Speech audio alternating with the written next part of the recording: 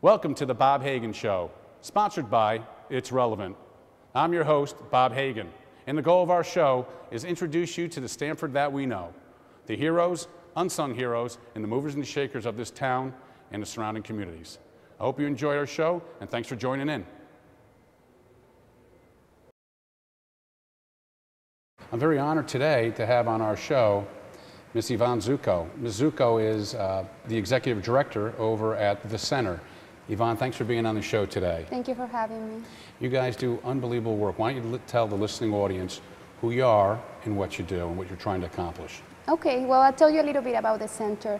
We have been around for about 30 years, and we are located right here in Stamford. And the work we do in the community has two essential parts to it. One of them is to provide services for victims of sexual assault. So when we say services, we include providing counseling services, which are free and confidential, but we also provide advocacy work for them, which means we kind of help them get through the crisis they're going through at the moment, and help them go into the hospital, the police, the court, or whatever is needed to help them move to a better place. We also have a 24-hour hotline that is mainly handled by volunteers, which are trained on sexual assault crisis counseling. And we have also support groups running in Norwalk and Stamford as well. Gotcha. So then the other part of our work is to raise awareness about sexual assault, and we accomplish that by providing educational programs in the community. So we go to schools, we talk to children about staying safe. We have a program in elementary schools that is called the Feeling Safe program. We also go to middle schools, high schools. We talk to parents, teachers, professionals. We train the police, and we train people at the hospitals as well, all the professionals, nurses, doctors, and so on, in the hospitals that we serve, which are Greenwich, Stamford, and Norwalk. Well, it's wonderful work that you're doing. You and I were talking prior to the show that I know that you have English and Spanish. What about someone who might not be proficient in one of those languages? Are there other languages that you offer? Yes, we are ready to help anyone that speaks any language possible. Why Stamford? Why is the center located in Stamford? Well, I guess we have to think about a little bit about the history of the center and how it started. The center was started by a group of people that decided to put a trailer behind Stamford Hospital to help victims of rape that were coming into the hospital to receive services. It was such a great cause that they were able to get a grant. So as the center has been growing throughout the years, we have always stayed in Stamford because it was the city where the cause was born. And actually, the Center for Sexual Assault was one of the first centers in the state that decided to do this type of work. In regards to referrals and leads that way, do you work with the police, the schools, everybody across the gamut? Right. I mean, we work with the police. We have a very good relationship with all the towns we serve. Gotcha. We work with the hospitals. They have our information. They know when to call us. We work with many different agencies throughout the area we serve. But we always want to be making those contacts in the community so more people know about us, and more people have the resources to give to their clients in case they find out that something has happened to them. Gotcha. For someone that might feel that they have been sexually abused, it's probably a very difficult challenge for them to step forward. What would be the first steps, would you say, for someone that might feel that they've been abused in some way? Well, one of the things they can do is call our center.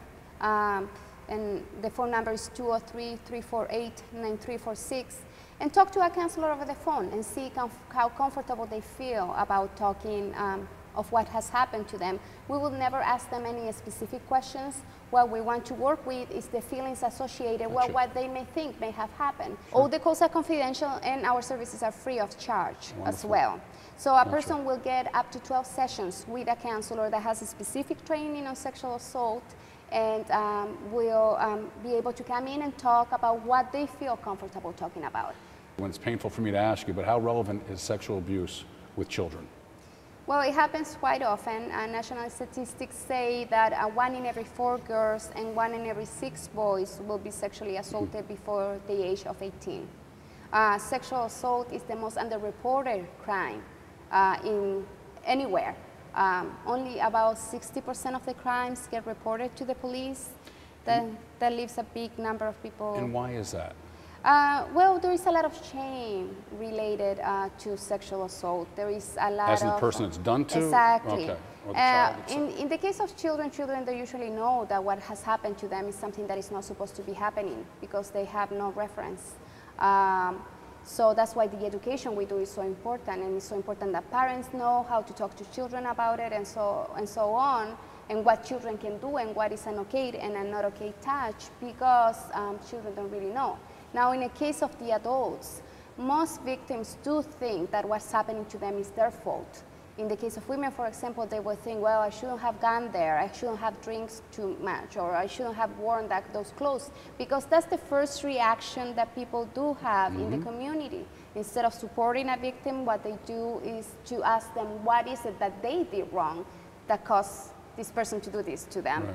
When in reality, it shouldn't be like that. I mean, no matter what you're doing, nobody should ever have the right to do something like that to you. What are your challenges with the center? Well, there are different types of challenges. Of course, the center is a nonprofit agency, and most nonprofits are going through problems right now because of the financial situation in the country. Our funding is getting every time smaller and smaller, and we need to do so much, and we don't have the resources to do the work we are supposed to be doing. But another challenge that we face, that maybe other agencies don't face, is the fact that people do shy away from talking about sexual assault. And most people would like to think that it doesn't happen around their communities. Right. So when we have big cases like the ones we had last year with Penn State and so on, you know, people say, oh, how can this be happening? But they don't really think that it's happening in their communities as well. So for us, it's a lot of work to be reminding people that it's not only what happens in the news. Last week, is happening in our towns every single day. What are your hopes with the center? Well, the hope is always to have a world free of sexual assault. And we accomplish that through changing the culture around it. There are many things that are happening nowadays with media that portray that sexual assault is an okay thing. We need to change that. And we work with young people so that they understand that, so in future generations, the view is not the same that we have today. What about someone who wants to get involved with the organization? What's the best way? What are you allowed to do? What can you do if someone looked at this and said, I'd like to help? So we train volunteers 4 times a year. And our volunteers receive a very intensive training that is 35 hours. The training is also free. And what we do is just receive phone calls in people that are interested. We add them to our list. And when the training is about to start, we give them a call. We interview them. And then we take them into the training. And what they will do at the end of the training is to help us out with our hotline, which is where we need a lot of help because people need to take shifts and be there to answer the phone and be able to speak to someone that may wake up at 3 o'clock in the morning with a flashback and needs the support right there. Again, for our listening audience, I'm with Ivonne Zucco, who's the executive director over at the center, which is located in Stamford. They do unbelievable work. We will post the numbers if anybody needs to get in touch with Ivonne and her talented staff over at the center. For Bob Hagan and It's Relevant, I want to thank everyone for tuning in today, and especially our guest, who's been, as I said before, just a pleasure to talk with and get to know. Yvonne, thanks for being on the show. I really appreciate it. Thank you.